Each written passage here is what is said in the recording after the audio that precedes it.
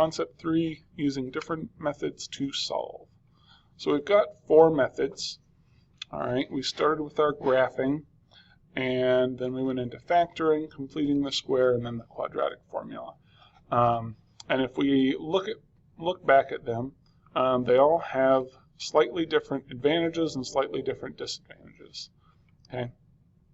So for graphing, I know a lot of students really don't like to graph because it takes a while. It's also kind of imprecise, and depending on the scale, the size of your graph, the size of your graph paper, it can be hard to see where those zeros are at.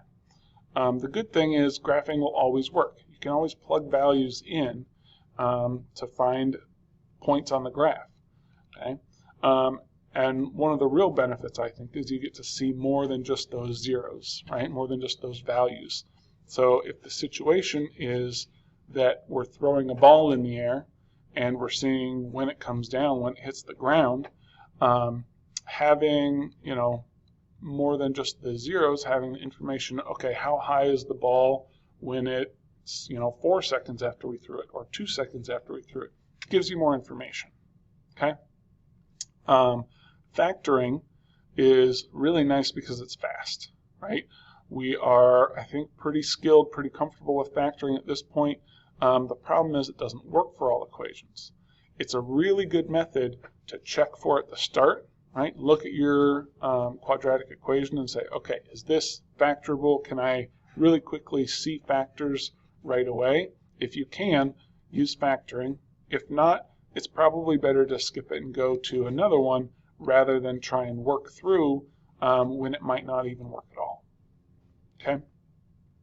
Completing the square and the quadratic formula are pretty similar. They both work for all equations. Completing the square can be pretty quick.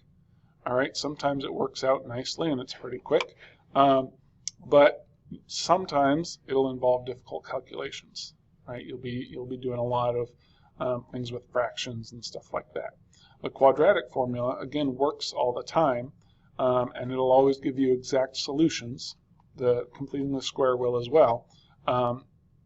But for some quadratic equations, it's going to be slower than other methods.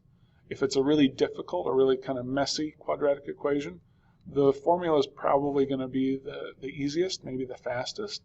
But if it's factorable, the factoring method is going to be your best bet. So when you're going through these problems, think about which one is going to be best. All right.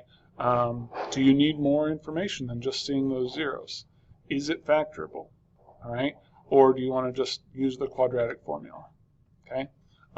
Be comfortable with all of these and think before you start solving the problem which one is going to get you what you need the quickest, the easiest, and all those things.